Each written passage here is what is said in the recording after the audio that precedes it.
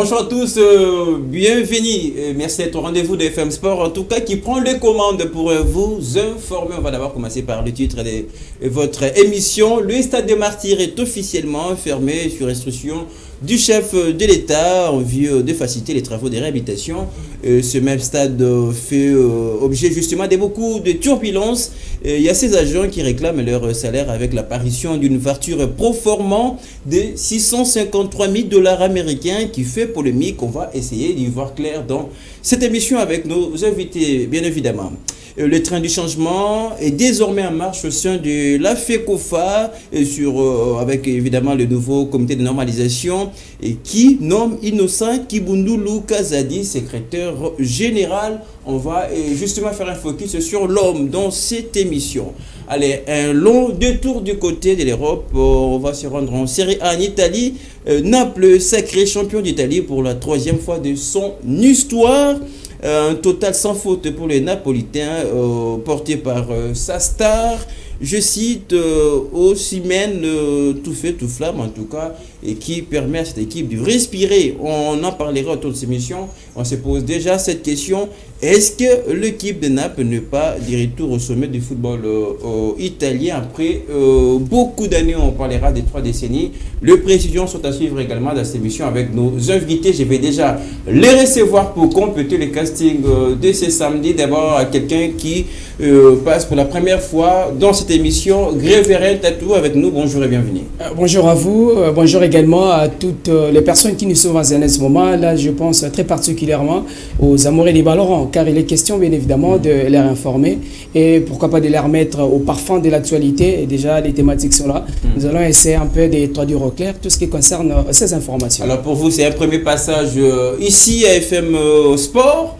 Eh bien, pour quelqu'un qui en a l'habitude, qui passe très régulièrement, mais surtout qui adore les débats de ses côtés, ça me permet de recevoir François Imangué avec nous. Bonjour, merci d'être avec nous. Bonjour Lionel, bonjour Gréverin, bonjour. À celles et ceux qui nous suivent à ce net moment. Il s'agit bien évidemment des actualités qui devront marquer les mondes des sports. On va devoir en parler et ça fait plaisir de parler sport. Alors, nous aurons nos rubriques à la fin pour terminer complètement cette émission. Il y a les tribes qui vont départager. Je vous le promets, nos invités, nous serons sur une question d'actualité qui va, en tout cas, créer beaucoup d'agitation sur ce plateau. C'est parti pour les 45 minutes, puis les temps additionnels. La rubrique qui va sans doute permettre à nos invités de faire l'émission et surtout de conclure ces assises. Merci à toute l'équipe mobilisée, sensibilisée. Au chief Florent Kita, Torres Atibo, à la prise des photos. Merci à Junior Santos, sans oublier Rabi, la réalisation. On note évidemment dans les manettes Gaylor Mouya, les maestros, pour nous permettre d'arriver chez vous dans de très bonnes conditions. FM Sport ouvre ses portes, les débats sont ouverts. Bienvenue madame, monsieur.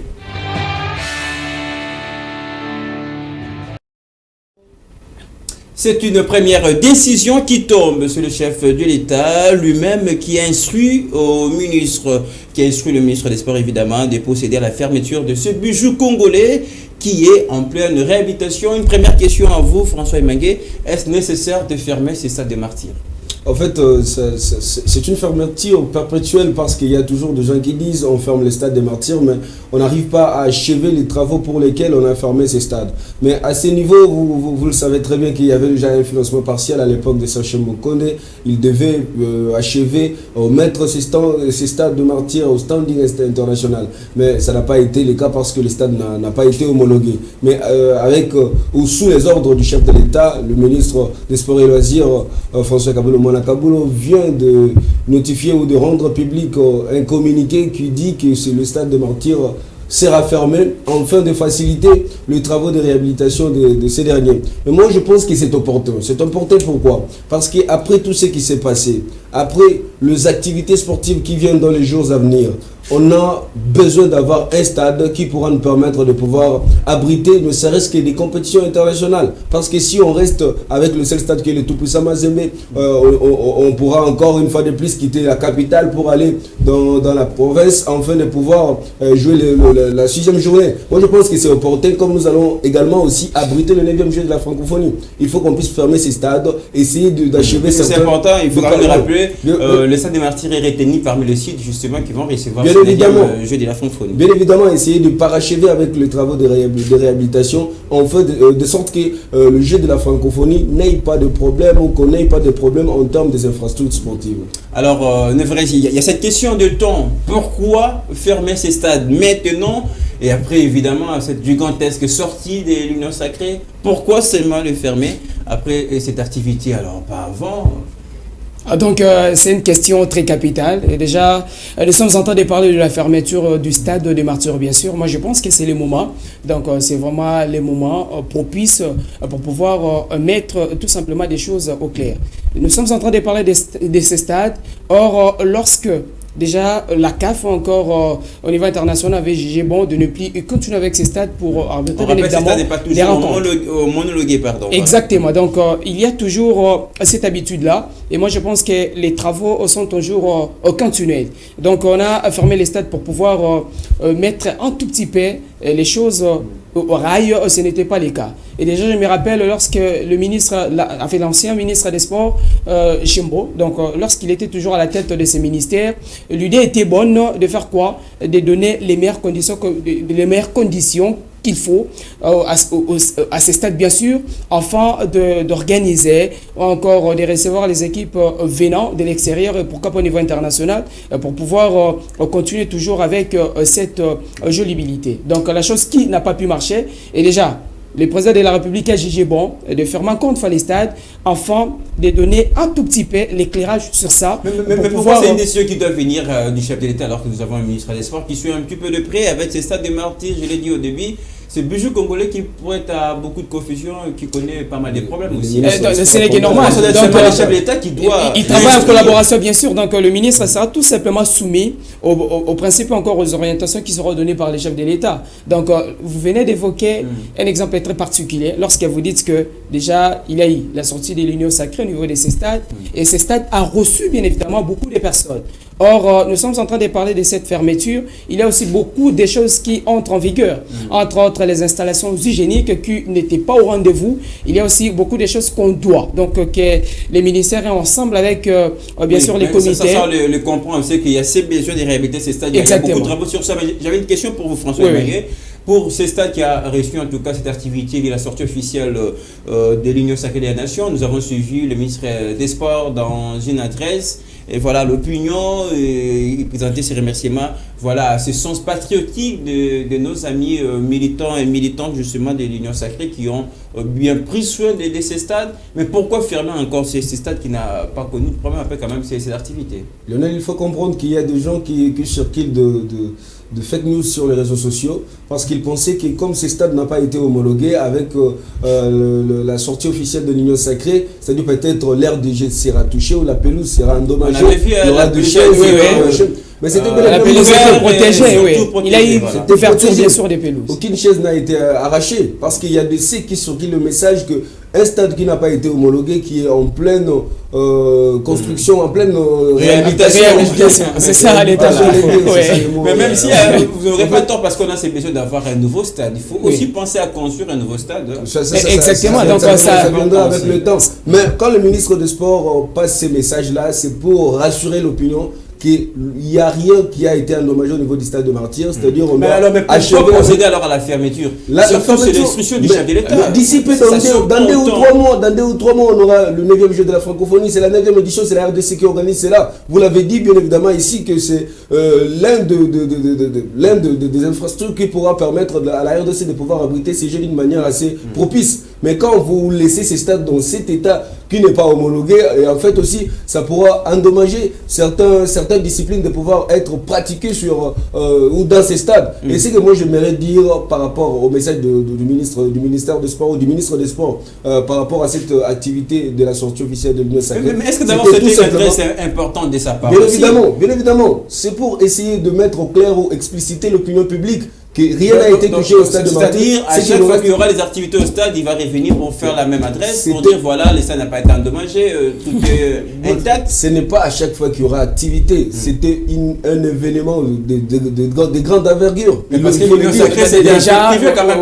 Là, on ne disconvient pas, mais quand même, c'est un événement qui n'est pas relatif au sport. Tout à fait. Ce n'est que normal. Et mais puis, c'est je pense que c'est exactement dans l'île des infrastructures. Là, on ne disconvient pas, je suis d'accord avec ça. C'est un complexe omnisport. C'est compte rendu par le pas ministre quand même. Là, je suis d'accord avec ça. Et déjà, ce que nous devons retenir, c'est que nous sommes en train de parler de ces stades. C'est une infrastructure, donc l'île des infrastructures qui reçoit bien évidemment beaucoup de personnes, afin de contempler encore, de voir le déroulement de quelque chose, à l'exemple bien sûr de cette sortie de l'Union Sacrée. Là, on a dit qu'on ne vient pas. Mais quand même, il y a une grande activité qui nous attend dans un proche futur. Donc, les 9e Jeux de la francophonie. Ce n'est pas une chose facile. Et déjà, c'est important de fermer les stades bien avant pour pouvoir préparer cela comme il faut et pourquoi pas mettre tout simplement les conditions qu'il faut afin que ces stades puissent répondre aux critères. Une petite question pour vous, Grévé. On le comprend quand même, il y a pas, le championnat national est arrêté définitivement puisque le championnat ici au niveau de Kinshasa allait en tout cas se jouer aussi au stade des Martyrs, mais il y a encore d'autres compétitions puisqu'on rappelle, ces stades n'ont pas été fermés par la CAF pour des compétitions sur le plan national. Ça quand même, on est tous d'accord. Oui. Mais on a appris qu'il y avait une finale qui devait se discuter. Il y a peut-être la Coupe du Monde, la Coupe du Congo, oui. Et tout ça, mais avec ces stades sur instruction de chef de l'État est déclaré fermé officiellement. Qu'est-ce qui va se passer? Donc c'est ça la question que nous nous posons. Il faut délocaliser les matchs de la Coupe du Congo par exemple. Délocaliser, non, moi je pense bien qu'il y a aussi des stades qui peuvent bien évidemment rapporter cette rencontre. Déjà nous avons aussi les stades au niveau du Tout-Puissant Mazembe qui répondent aux critères. Donc il n'y a pas longtemps qu'on a vu la RDC jouer et face bien sûr à l'équipe de Mauritanie juste à l'extérieur. Donc au niveau de la province, donc au niveau du Haut-Katanga, c'était donc le stade du Tout-Puissant Mazembe qui avait reçu cette équipe et c'était toujours pour l'honneur de notre pays. Mais comme il s'agit bien évidemment de supporters qui seront toujours au rendez-vous afin de supporter leur équipe et pourquoi pas parler aussi des rencontres bien évidemment comme la finale que vous venez de parler il n'y a pas longtemps. C'est important de bien préparer déjà les stades comme il faut et pour répondre bien évidemment aux critères. Là, je suis en train de m'apaisantir toujours sur cet aspect. Mais il y a un autre aspect, peut-être dans ces communiqués de presse rendus publics par le ministère des Sports. On rappelle, il y a d'autres personnes qui avaient des engagements avec ces stades. Il y a par exemple le concert de Ferrego là, le 24 juin prochain, les stades fermés. Il y a le passé à il y a aussi les concerts de Félix Oisé au niveau du mois d'août. Quel sort pour ces gens-là? Est-ce qu'il faut qu'ils pensent à délocaliser leurs concerts, leurs activités? Non, il faut bien les communiquer. Exactement. Avec les comités de gestion du stade. Mais est-ce qu'ils auront une cause derrière ça? Non, vous avez calé une date. C'est-à-dire, vous dites le 24, on doit jouer un concert, on doit donner un concert au stade de Martyr. Mais il y a une décision de la hiérarchie. Mais ces gens ont le droit puisqu'ils ont versé quelque chose. Une décision qui vient du haut. C'est une décision venant du haut. On peut vous rembourser. On peut vous rembourser votre argent. On vous rembourse votre argent et vous trouvez une autre date. Donc ces gens-là doivent subir simplement la décision du chef. Mais en fait, on est en train de privilégier l'intérêt général et non l'intérêt particulier. Ferrego a été un individu, tandis que le stade de Martyr va abriter la sortie officielle. Et puis ça engage aussi la RDC, toute une nation. La sortie officielle de l'Union Sacrée. C'est aussi un feu privé en tout cas. C'est un feu privé, c'est bien avant la décision. Pourquoi fermer après cette activité? C'est bien avant la décision. On a fermé après l'activité. On aurait dû fermer bien avant l'activité. Mais pourquoi ne pas le faire? Pourquoi ne pas le faire? Moi, je viens de vous signaler, c'est sous le haut patronage du chef de l'État avec l'avènement du nouveau ministre des Sports, François Kaboulou Mouanakablo, qui a encore un mois à la tête de ce ministère. Est-ce que ce n'est pas aussi parce que le chef de l'État tire intérêt également dans cette activité? Déjà, là, ça c'est bien. Il y a aussi une chose que nous devons souligner. Qui n'est pas politique. Donc la sortie, bien sûr, c'est pour le sport. Les stades de Marseille, c'est pour les sports. C'est pour les sports là. Une question pour terminer. Est-ce que ces gens-là seront rétablis? Ils vont finalement jouer leur concert pour les musiciens, les activités pour les pasteurs. J'ai parlé des Wallis tout à l'heure. ou c'est quasiment terminé, il faut commencer à penser à autre chose, délocaliser donc ces il faut déjà commencer à penser à autre chose. Donc moi je pense bien que la délocalisation, car déjà la sortie de l'Union sacrée est venue avant les jets de la francophonie bien sûr. Donc là si nous sommes en train de parler aussi des concerts de Ferrego, à l'exemple aussi de celui de Oasekwa, ça sera déjà pendant le 9e jeu de la francophonie. Mais est-ce que c'est quelque chose sur la durée de cette fermeture, puisque ça n'a pas été... il a fallu penser... Vous parlez tout simplement des événements de Ferrego, là, tandis qu'il y a aussi un grand événement sportif qui devait se dérouler au niveau... On est d'accord. Écoutez, qui devait se dérouler au niveau du Stade des Martyrs. Il s'agit du festival africain des arts martiaux. Ça devait se dérouler au Stade des Martyrs. Mais il n'y en aura plus. Mais tout est bloqué. Pourquoi? Mais peut-être qu'on s'inquiète à haute voix. Peut-être qu'il y aura une durée qui sera communiquée par rapport à cette fermeture. Déjà, concernant la durée... Ce qui permettra l'ouverture de ces stades, ce n'est que le jeu de la francophonie. Hormis le jeu de la francophonie, il n'y a pas une autre activité qui pourra nous mettre la pression de sorte que ces stades puissent soit... Allez, on va continuer à parler de ces mêmes stades de martyrs qui fait objet, je l'ai dit au début de cette émission, de beaucoup de tractations. Depuis près de 3 à 4 mois, ces agents ne perçoivent plus leur salaire. Et pendant ce temps, il y a l'apparition d'une facture pro forma de 653 000 $ américains. Une situation engendrée à l'époque de l'ancien ministre des Sports, je cite Serge Condé. Mais pourquoi Kaboulou est cité dans cette affaire? Pourquoi? Parce qu'il est bien sûr à la tête du ministère, donc il vient d'entrer, ce n'est que normal. Et déjà, il y a certaines sources qui parlent d'une probable tentative de détournement. Ah, pas tentative de détournement. Il a succédé tout simplement à son prédécesseur, ce n'est que normal. Et déjà, son prédécesseur a laissé tout simplement beaucoup de choses. Et puis, tout cela seront bien évidemment assuré par l'actuel ministre des Sports, donc François Kaboulo. Il n'a qu'à résoudre tout cela. Nous sommes en train de parler des arriérés de salaire, des personnes qui travaillent de l'autre côté, et puis, comme il s'agit bien évidemment de ces secteurs, de ces secteurs des sports, et déjà, comme François Kaboulo est là, il n'a qu'à assumer cela, et pourquoi pas répondre au plus vite que possible. C'est Stade de Marseille qui a beaucoup de problèmes. Et oui, c'est vrai, sur l'institution du chef de l'État qui demande à ce que ces stades soient fermés, mais pourquoi ne pas penser également à ces agents qui travaillent aussi à son sein, qui n'ont pas touché à leur salaire? Ça fait beaucoup de monde aujourd'hui. Exactement, donc comme il y a eu fermeture de ces stades, moi je pense bien qu'il y aura aussi quelque chose qui sera pour l'avantage bien sûr des personnes qui travaillent de l'autre côté, qui ont des arriérés des salaires. Car si peut-être que les stades sera fermés et que ces personnes ne sont pas payées, là il y aura toujours la continuité des trucs que nous sommes en train de parler, donc des choses, des malheurs. Alors s'il y a tout simplement la résolution de ces problèmes, il aura aussi ce courage-là de travailler comme il faut pour ne pas mettre les travailleurs dans les conditions. Quand le chef de l'État décide sur le sort de ces stades, c'est-à-dire il a toute l'attention vers ces stades, et il va aussi penser à ces agents qui réclament en tout cas leur salaire, ce qui fait partie de leurs droits. Allez, est-ce qu'il y a besoin d'enquêter maintenant sur ces dossiers de ces agents pour en savoir un peu plus, surtout sur cette facture pro forma qui fait débat, qui fait polémique, François Emangué? Qu'est-ce que vous voulez en savoir? C'est déjà clair. Parce que quand vous regardez, vous allez voir que tout ce que nous sommes en train de vivre... Le ministre a demandé des explications. Tout ce que nous sommes en train de vivre, ce sont les retombées de la mauvaise gestion de Chembo. Vous allez comprendre que Kaboulou est arrivé au niveau où il a été nommé le 24 mars 2023. Et Chembo a fait plus de 2 ans à la tête de ce ministère. C'est-à-dire, vous allez comprendre que tout ce que nous sommes en train de vivre, Kaboulou n'a qu'un mois à la tête de ce ministère et il y a des arriérés de 3 à 4 mois.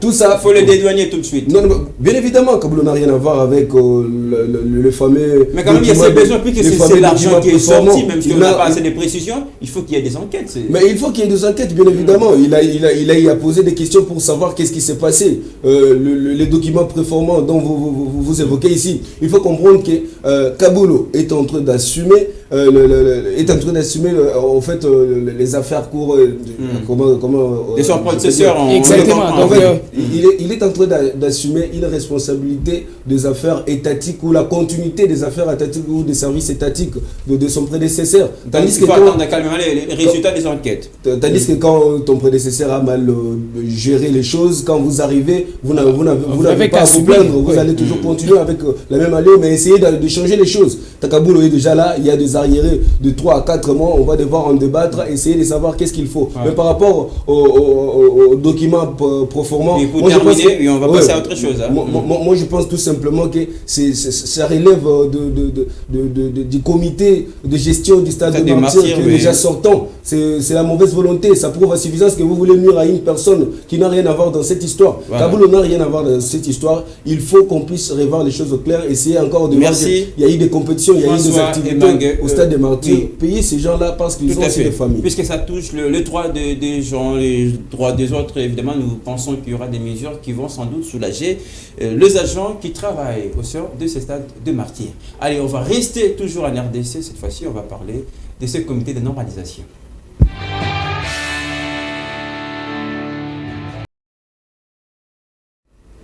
Les comités de normalisation de la FECOFA avec multiples tâches dont l'organisation des élections très prochainement va compter désormais sur son nouveau secrétaire général, je cite, Innocent Kiboudlou Kazadi, qui remplace donc Belge Suditala. Est-ce un bon choix déjà? Je pense oui, c'est un bon choix, car nous connaissons sans aucun difficulté la capacité ou encore la performance de l'Innocent. C'est vraiment un choix important à sa personne, et parce qu'il a tout simplement un bon parcours, et comme il sera là au niveau du secrétaire général de la FECOFA, donc nous sommes en train de parler du nouveau comité de normalisation afin de préparer non seulement les élections, mais également mettre tout simplement les choses au rail afin que cela puisse marcher comme il faut. Donc c'est vraiment un excellent choix. Moi, par rapport à son parcours, à son expérience, il sera à la hauteur de ce poste. Combien clé?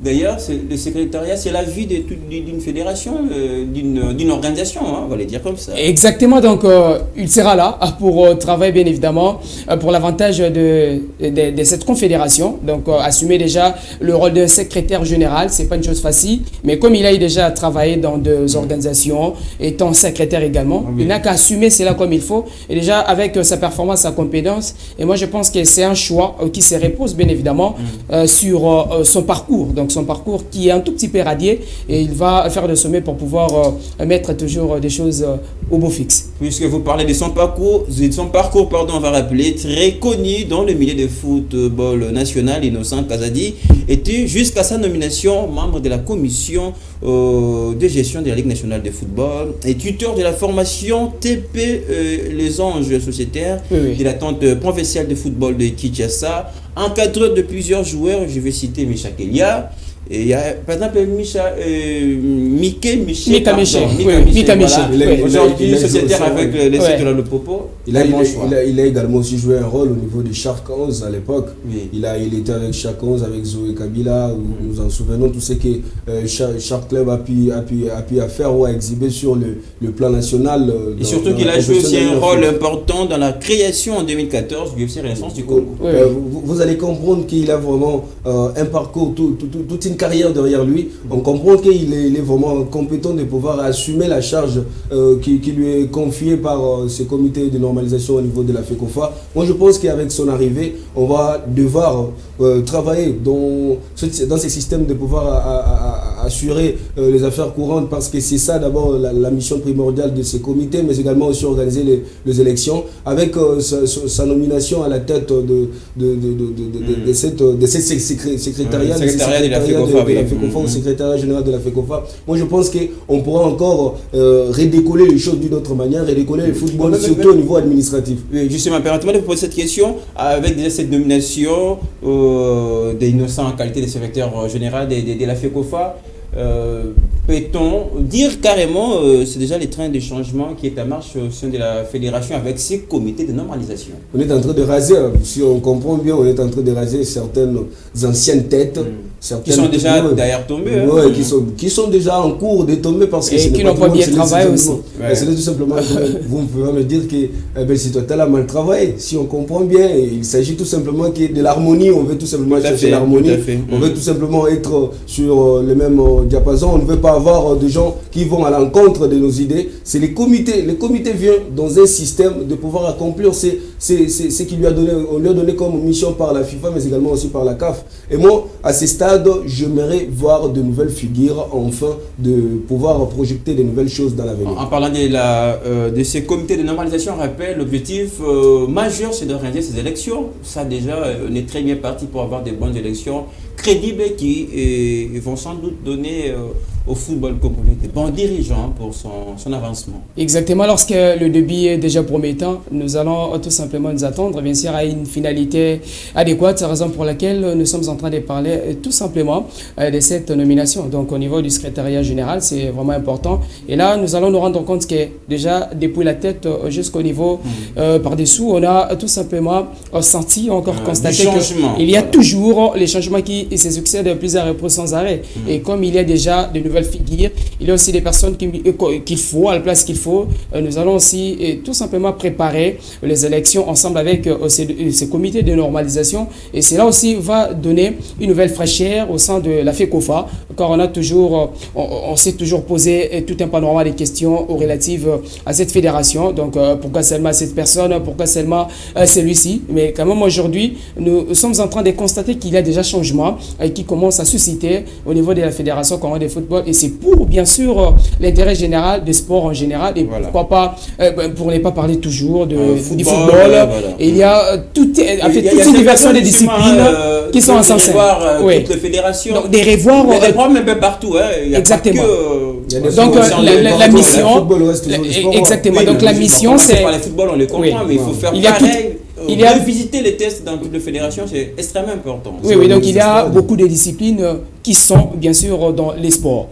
Donc comme il s'agit bien évidemment de ces comités de normalisation avec des personnes qui ont cette volonté de travailler, qui ont la joie d'amener tout simplement les changements au niveau de la fédération, c'est aussi important de revoir tout à la hausse afin de permettre à la fédération congolaise d'aller comme il faut. Merci. En 30 secondes, satisfaction avec cette nomination, on va terminer. Oui, c'est une nomination, pas dire que je suis satisfait, on va voir, c'est le travail qui va justifier tout ça. Mais moi, je pense que pour mieux travailler, il faut avoir des moyens. Mais ça rassure déjà pour les élections. Ouais, ça peut rassurer ou pas. Parce que les postes de secrétaire général, ça joue un grand rôle. C'est déjà un ordre, l'ordre vient de la FIFA, vient de la CAF, vous devez organiser les élections, vous avez jusqu'au 30 décembre pour pouvoir assurer les affaires. On rappelle en même temps que la mission, les mandats de ces comités de normalisation prend fin le 30 novembre. Il faut faire le nécessaire afin de respecter ce qu'on vous a donné comme tâche. Et moi, je pense qu'il faut qu'il y ait des moyens. Il faut toujours marteler sur des moyens. Vous pouvez avoir des bonnes idées, mais s'il n'y a pas de moyens... On apprend qu'il y a une énorme réserve que la FIFA garde pour... Déjà, les moyens ne posent pas de problème, c'est la vision qui compte. Justement, c'est la vision. Donc, on a les moyens ne posent pas de problème. On avait tout ça, mais on a eu toujours des problèmes. Allez, on va continuer à observer les points. On rappelle une des missions justement de ce comité de normalisation, c'est de mettre en place une commission électorale qui va sans doute organiser ces élections. Allez, avant de terminer avec nos naturelles rubriques, on va faire le long voyage en Europe, direction Italie, madame, messieurs.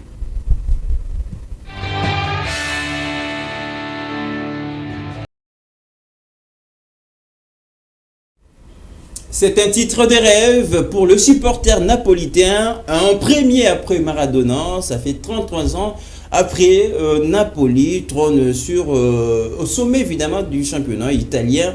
Un trophée de dingue très typique mais plutôt mérité pour un total sans faute réalisé par cette équipe. Le troisième esquille des tours, on va le dire comme ça, après 1987-1990. On commence avec François, c'est une équipe de Naples qu'on ne voyait pas favorite évidemment au début de ce championnat de cette saison, mais qui surprend tout le monde et qui remporte pour la troisième fois le championnat d'Italie. C'était une manière de mettre derrière cette malédiction, cette élimination encore de finale de la Ligue des Champions. Ils ont pu faire le nécessaire en rachant ces matchs nuls sur la pelouse d'Udinese. Et moi, je pense qu'à ce stade, après 3 décennies d'absence pour pouvoir remporter ces trophées, pour pouvoir remporter cette coupe, c'est une manière de ramener encore le sourire sur les lèvres des supporters de Naples. Et Napoli, avec tout ce que Maradona a pu faire, on pensait qu'on ne pourra plus voir ces genres de gloire. Mais cette fois-ci, ça revient encore. C'est une façon encore de penser à cette légende qui a tué révérence il y a de cela 2 ans. C'est encore penser à lui et essayer encore une fois de plus mémoriser et voir pourquoi pas faire des bonnes choses dans la campagne, dans la prochaine campagne de la Ligue des Champions. Même si on va rappeler pendant cette trêve qui a duré près de 3 décennies, on va rappeler Naples avait remporté une Coupe d'Italie, mais il fallait attendre 33 ans pour voir encore un troisième justement, c'est autre chose tout à fait. Mais quand même, on parle d'une équipe qui a mérité largement ces titres. Je vais rappeler 33 matchs joués, 25 victoires, 5 matchs nuls et pour 3 défaites seulement. Donc c'est vraiment important. Là, c'est la renaissance de cette équipe de Napoli, car depuis le début de la Série A, donc du championnat très cher bien sûr de l'Italie, on voyait tout simplement la fraîcheur de cette équipe de Naples, déjà avec les renards de surface encore, déjà avec Osimhen, c'est vraiment un joueur qui a apporté tout simplement cette équipe de Naples jusqu'à la fin. Et comme c'est un Africain, donc là on a parlé des années passées, on voyait Maradona qui avait donné et tout simplement les cours. C'est vrai qu'il ne fait pas les mêmes postes que Maradona, mais est-ce qu'il n'a pas pris la place de Maradona? Donc il a pris, incarné un peu ses rôles de leader de cette équipe. Exactement, il a incarné cela. Donc pour l'instant, nous sommes en train de parler de ces joueurs. Et déjà, vous allez vous rappeler que déjà après les sacres, bien sûr, de cette équipe de Napoli, le président de la dite équipe a jugé bon de continuer toujours avec ces joueurs qui étaient déjà presque au départ. Donc qui allaient déjà. Même si on rappelle, Osimhen est très convoité. Exactement, c'est vraiment un Africain, c'est un Africain qui fait tout simplement la joie, qui fait l'honneur de notre continent, donc c'est ça. Or, s'il faudra parler de la Série A, déjà dès le début on pensait que c'est toujours l'équipe de Juventus qui sera sacrée championne, excepté cela on pensait également à l'AC Milan et l'Inter de Milan. La Juve qui est un petit peu perdue pendant un certain temps. Exactement, depuis le départ de Cristiano Ronaldo également. Mais permettez-moi rapidement de parler des hommes avant de terminer avec nos rubriques. D'abord le premier qui s'était illustré, d'ailleurs qui incarne un petit peu solidaire par rapport à ces titres, et c'est bien le Nigérian Victor Osimhen, 22 buts en 27 matchs. C'est stratosphérique en tout cas pour un joueur qui a débarqué depuis 2020 à Naples. C'est incroyable, on aurait dû les laisser partir, mais le président a jugé bon de pouvoir les garder, les conserver, de sorte qu'ils puissent continuer au sein de cette équipe. Il montre maintenant que c'était nécessaire, le président n'avait pas tort, il avait raison. Et voilà ce que ça donne comme résultat quand on a confiance en soi, quand on donne le meilleur de nous-mêmes par rapport au travail et par rapport à la confiance que nous a donné dès le départ. Moi je pense que c'est toujours ce qui manque aux certaines équipes africaines ou certains clubs africains, c'est-à-dire de conserver un joueur, même si vous voyez que son état ça ne marche pas, il est conservé et continuer avec lui, lui faire la confiance, c'est ce qui nous manque. Il faut toujours avoir cette attitude de pouvoir compter sur une personne même dans ces moments de faiblesse. Même si on va rappeler, il n'a pas connu un parcours aussi facile. Début de carrière en 2014 de sa ville natale.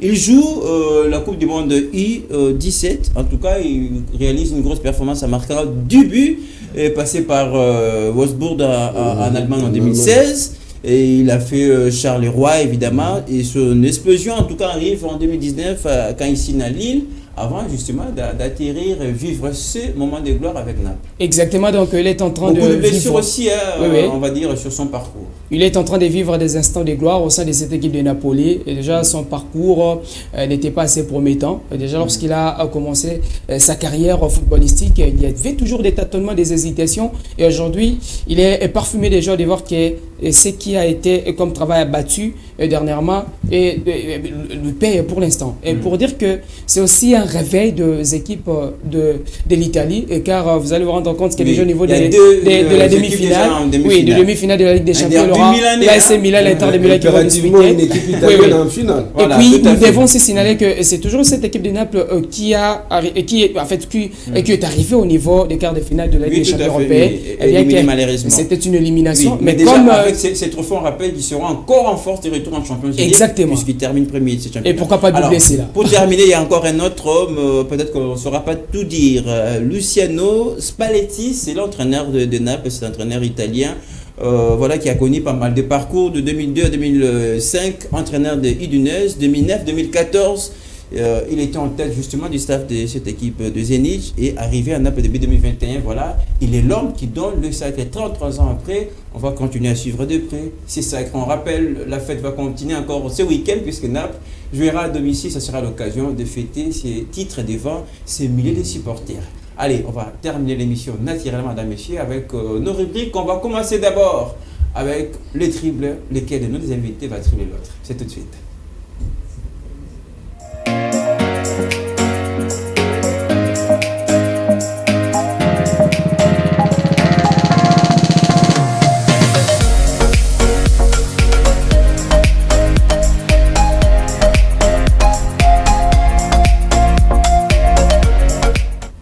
Qui de nos deux invités va dribbler l'autre, madame, messieurs, la rubrique, le triple. Alors, la question pour vous, on va commencer avec un habitué de cet exercice, François Emangué. La question est la suivante. La suspension de Lionel Messi avec le Paris Saint-Germain, on en a parlé, voilà, on ne va pas refaire toute l'histoire, mais depuis hier, Messi a présenté le mea culpa à ses coéquipiers, mais surtout au club. Est-ce que c'est trop tard pour la réconciliation ou on va déjà nettement parler du divorce consommé entre le Paris Saint-Germain et l'attaquant argentin? En fait, si vous remarquez au niveau du Paris Saint-Germain, le Paris Saint-Germain, c'est une institution. Parfois, certains joueurs oublient ça. Certains joueurs se voient comme s'ils sont plus grands ou plus importants que les clubs, tandis que les clubs restent la seule société qui fait de sorte que vous soyez réunis, que vous soyez payés, que vous touchez les clubs, c'est l'institution qui reste, oui, les joueurs passent en tout cas. Oui, les hommes passent, les institutions demeurent. C'est ce qui manque en termes d'ordre ou en termes de respect au niveau du Paris Saint-Germain. Vous allez voir que Lionel Messi vient de présenter ce mea culpa, mais c'est déjà tard. Comment un joueur peut vous dire? Donc je pour vous, c'est déjà tard, les divorces est consommé. Bien sûr que oui, ça revient aussi aux supporters. S'ils ont un mot à dire, c'est le 12e homme. Mais quand vous regardez d'abord le mea culpa, les contenus du mea culpa, un monsieur qui vous dit, après le match, comme d'habitude, je pensais qu'on a toujours un jour de congé. C'est la raison pour laquelle j'étais parti en voyage. Je ne pouvais plus reporter ces voyages parce que je l'avais déjà reporté. Tout à fait. C'est-à-dire ça ne tient pas debout. Mais quand même, c'est surprenant de les voir de la part de Lionel Messi quand même. Cette méga star du football, champion du monde, s'excuser dans une vidéo, reconnaître sa faute. Déjà, ça c'est bien. Donc, il a reconnu sa faute. Moi, je pense bien que Al-Khafar, avec le président de cette équipe de Paris Saint-Germain, n'a qu'à pardonner ou encore excuser Lionel Messi, surtout que les supporters. Déjà, lorsqu'un grand joueur, à l'exemple de Lionel Messi, se permet bien sûr de s'excuser après avoir commis une bourde, c'est aussi important d'être redevable et pourquoi pas d'être miséricordieux afin de les pardonner. Et déjà, cela précède bien évidemment le divorce en quelque sorte. Et car même si on est quand même surpris pour Messi qui n'est pas en tout cas voulu par le supporter, mais quand même Messi qui s'excuse dans cette vidéo, ça veut dire Messi ne veut pas quitter, on a comme l'impression qu'il ne veut pas quitter le Paris Saint-Germain. Donc il était venu avec un objectif très majeur qui n'est rien d'autre que de remporter la Ligue des Champions ensemble avec le Paris Saint-Germain. Et déjà, comme il l'a raté. Et surtout son contrat prend fin avec le Paris Saint-Germain le 30 juin prochain. Oui, le 30 juin prochain, mais il y aura aussi une année supplémentaire, donc il peut ajouter. Et cela dépend de lui. Et moi je pense bien que, comme les supporters bien sûr de cette équipe ne veulent pas de Lionel Messi, et c'est déjà un moment catastrophique pour ces joueurs. Il ira au Qatar, il était allé en vacances pour pouvoir discuter. Peut-être qu'il peut revenir au FC Barcelone et pourquoi pas au Manchester City. Il était parti à un contrat qui lui rapporte 30 millions par an, c'est aussi important. Vous l'avez rappelé tout à l'heure, il a dit que j'avais déjà reporté, il n'y avait plus moyen de reporter, quand même il présente ses excuses. Mais pour un joueur qui est attendu, des rêves dans un rêve le plus fou de côté de Barcelone, alors, pourquoi l'intérêt de s'excuser s'il ne veut plus continuer? Donc, ça c'est bien, l'intérêt de s'excuser, et c'est pour montrer qu'il l'a fait son image, rester un vrai professionnel. Exactement, rester tout d'abord un vrai professionnel, justement. soigner son image. On n'a pas beaucoup reproché à Messi tout au long de sa carrière, c'était un joueur exemplaire qui ne parlait pas assez trop, on a l'impression qu'il a forcé sa nature pour faire cette vidéo. Donc ça c'est bien, donc comme il a présenté ses excuses, c'est vraiment important. Un grand exemple à suivre, et surtout pour la relève de football, bien sûr. Là, nous sommes en train de parler aussi de main d'autres joueurs qui seront toujours là. C'est peut-être que cette chose se répète. Et c'est aussi important de prendre l'exemple de Lionel Messi et pour se séparer aussi en beauté. On termine avec vous, François. C'est vrai quand même, vous l'avez dit, les clubs doivent rester au-dessus des joueurs, mais on a vu quand même cette récréation qui a duré longtemps au sein du Paris Saint-Germain. Mais c'est quand même surprenant de voir que la direction va prendre des décisions à l'endroit d'un joueur comme Lionel Messi, alors qu'on a vu Neymar qui faisait des fêtes, qui quittait même en pleine préparation des matchs importants pour aller faire la fête au Brésil, etc. Mais une décision qui tombe même à Lionel Messi, est-ce qu'il n'y a pas quelque chose qui se cache derrière ou sur la condition qui veut répandre tout son pouvoir sur les joueurs? Il n'y a rien qui se cache. Ils ont tout simplement constaté que ça n'est de trop avec la clameur publique. Mais c'est la première fois avec Lionel Messi, on va c'est avec la clameur publique. Mais Messi, l'acte qu'il a posé, si l'acte était bon, il aurait fallu qu'il ne puisse pas s'excuser. Il s'est excusé parce qu'il a compris qu'il a posé, il a commis une bourde. Et puis Neymar ne s'est jamais excusé. Voilà. Ce n'est que normal. Neymar ne s'est jamais excusé. Plusieurs fois, on a reproché des choses à Cristiano Ronaldo, mais on n'a jamais vu une vidéo. Cristiano Ronaldo, à l'époque, au niveau de Manchester United, il l'avait fait, ça fait parler le monde. Vous allez comprendre qu'avec Cristiano Ronaldo, tout au long de ce parcours, ça s'est passé à United à l'époque, mais cette fois-ci, il avait claqué la porte. Mais il y a autre chose pour terminer, c'est 2 semaines de suspension. C'est-à-dire qu'il ne va pas bénéficier de son salaire pendant toute cette période. Et puis, il ne va pas s'entraîner. Oui, ça, c'est aussi dur à l'endroit d'un joueur comme Lionel Messi. C'est dire, mais il sait déjà là où il est en train de saisir son rivet. Il le regarde de l'autre côté parce qu'il pense qu'il y a aux États-Unis, chez son compère. S'il y a eu cette sanction, on sait les pourquoi. Les pourquoi, ce n'est pas seulement parce qu'il a séché les entraînements, il est allé là-bas. Mais il est allé pourquoi? Ce n'est pas seulement pour les vacances. Même si on sait tout cela est en train de préparer le gros leadership de Kylian Mbappé. Le sens caché de sa visite. Mais il y a aussi, en fait, il y a aussi l'équipe de Crystal Palace. Il y a aussi l'équipe de Crystal Palace qui s'intéresse à Lionel Messi et le Manchester City, pour ne pas citer aussi les clubs de l'Arabie Saoudite. Il faut dire au Barcelone que le Barcelone n'a pas d'argent pour payer Messi. Bon, c'est ça le problème. Même donc il peut aussi revenir au FC Barcelone. Revenir et accepter de revoir à la baisse son salaire. Mais Barcelone peut aussi vendre pour avoir assez de l'économie et payer, faire revenir Lionel Messi à la maison. À la fin de cette vidéo, Messi a dit « J'attends la décision du club. » Et nous également, on va suivre de près ce petit feuilleton Lionel Messi, le Paris Saint-Germain. Allez, on termine dans la tradition avec les temps additionnels.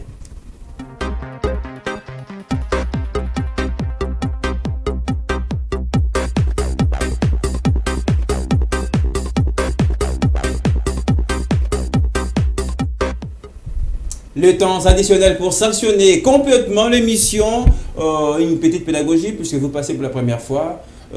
Les temps additionnels, c'est la rubrique qui vous permet de revenir sur les sujets qui n'ont pas cadré à l'émission. Peut-être un petit biscuit pour nos téléspectateurs.